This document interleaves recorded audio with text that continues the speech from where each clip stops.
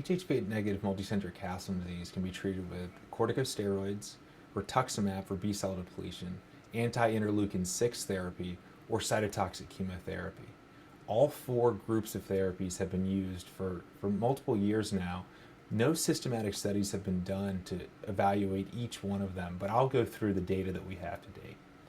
Corticosteroids are often successful in the early stages of a flare to calm down and lower the inflammation. Unfortunately, as physicians taper steroid doses, a lot of times the symptoms recur.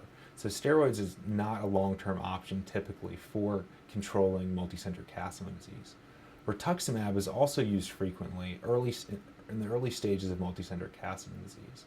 Rituximab depletes B cells, and for some patients this can result in a long-term remission. Unfortunately, many physicians believe that rituximab could be curative for a large percentage of patients. But unfortunately, no systematic research has been done to evaluate that, and reviews of literature suggest that that's not the case. The third group of potential therapies are anti-interleukin 6 therapies. Interleukin 6 is an important pathological cytokine that drives the inflammation that's seen in multicenter calcium disease. Siltuximab neutralizes interleukin 6 because it's an anti-interleukin 6 monoclonal.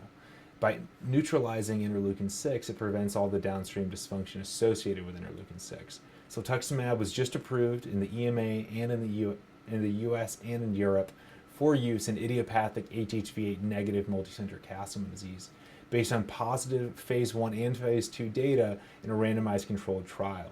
Within that trial, a significant portion of patients had a durable symptomatic and also lymph node response to siltuximab. This is extremely exciting for the physician and for the patient community. Tocilizumab targets the interleukin 6 receptor. It's a monoclonal antibody as well, so it neutralizes the receptor and prevents interleukin 6 from binding to it. Tocilizumab is approved for multicenter calcium disease in Japan, but is not approved for use in the US or EU, and has not been the subject of a systematic randomized controlled trial.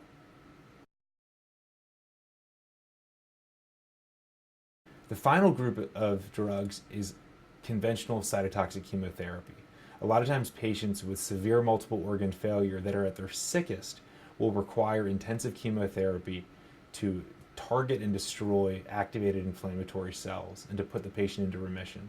Unfortunately, cytotoxic chemotherapy is not usually curative in the long term because these cell types repopulate. Right now, there's extensive research being done around the world to figure out what are the problem cells, what are the problem pathways that are activated in MCD, and how can they be targeted in those patients who do not respond to anti-interleukin 6 therapy with siltuximab.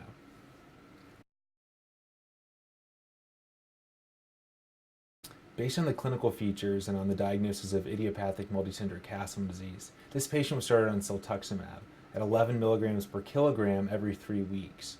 And within just 3 doses, we saw significant improvement in clinical features and lymph node regression. This patient's doing very well at 1 year.